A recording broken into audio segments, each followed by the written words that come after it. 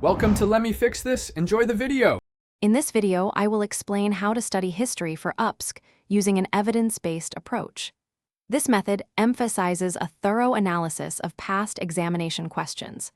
By carefully reviewing at least 10 years of previous year questions, you can discern the most frequently tested topics and question formats. This strategic insight helps you allocate your study time effectively, focusing on areas that consistently carry significant weight in both the preliminary and main examinations. It is about smart preparation, not just hard work.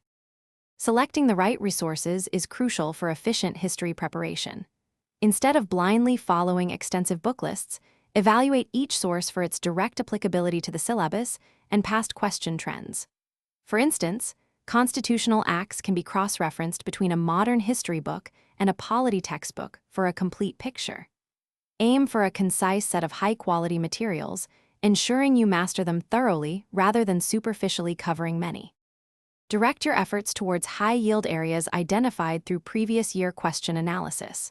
For modern history, approximately 50% of questions often come from British acts and policies, socio-religious reforms, and tribal movements.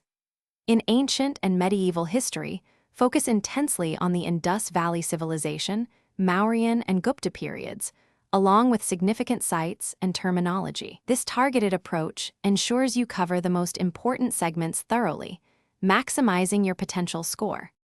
Consistent revision and effective note-making are the cornerstones of success. Develop your own brief, structured notes that highlight key facts, dates, and concepts, making them ideal for quick review.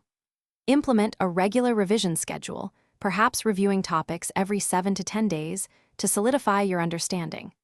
Additionally, dedicate time to practicing answer writing for the main examination, aiming for around 250 words per answer, to enhance both content and presentation skills.